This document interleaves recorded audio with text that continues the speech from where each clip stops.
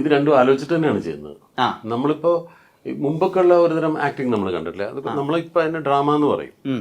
Villain എന്നൊക്കെ പറഞ്ഞ് വന്നു കഴിഞ്ഞാൽ നമ്മളിങ്ങനെ കാണിക്കുമ്പോൾ തന്നെ അയാൾക്ക് ചിലപ്പോൾ 2 കൊമ്പോ അല്ലെങ്കിൽ ഒരു കണ്ണ് മൂടിയിട്ടൊരു അങ്ങനത്തെ ഒരു ഡ്രസ്സോ ഒക്കെ ഇട്ട് വന്നിട്ടായിരിക്കും ചിലപ്പോൾ അയാളെ വില്ലനായിട്ട് പ്രസന്റ് ചെയ്യുന്നത്.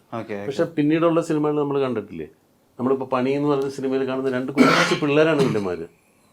ഒരു സ്ക്രൂ ഡ്രൈവറായിട്ട് ഇറങ്ങിയിരിക്കുന്നത് എന്തും ചെയ്യും. അപ്പൊ അതിന് ആ കോൺട്രാസ്റ്റിന് ഒരു ഭംഗിയുണ്ട്.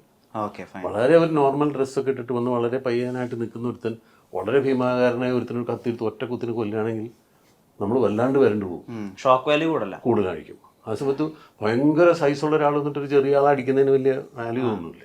അപ്പൊ ഇത് ഇങ്ങനെ ആലോചിക്കും, എന്ത് വേണം, നമ്മളൊരു ഭീകരനാണെന്ന് നമ്മൾ തന്നെ മനസ്സിലാക്കിയിട്ട് നമ്മൾ കണ്ണും മിഴിച്ച് ഭയങ്കര ശബ്ദത്തിൽ വന്ന് പറയണോ, അത് വളരെ പതിഞ്ഞ ശബ്ദത്തിൽ ചില കാര്യങ്ങൾ പറയുമ്പോഴാണോ അതിന് കൂടുതൽ പവർ ഉണ്ടാവുക എന്നുള്ളത് ആലോചിച്ചിട്ട് എങ്ങനെ വേണമെന്ന് തീരുമാനിക്കുന്നത്.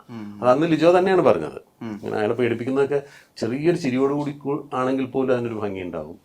വളരെ അങ്ങനെ പറഞ്ഞാൽ മതി, അല്ല ഒട്ടും ചെയ്യാതെ. കണ്ണിമ അത് ആ സിനിമയിൽ ഒട്ടും ചെയ്തിട്ടില്ല. ത്രൂഔട്ട് എല്ലാ ഷോട്ടിലും അങ്ങനെ തന്നെയാണ് നിൽക്കുന്നത്. ലെൻസ് ഇട്ടിട്ടുമുണ്ട്. അപ്പൊ അതൊക്കെ അതിന്റെ ചെറിയ ചെറിയ ചില ഒടുക്ക് വിദ്യകളാണ്.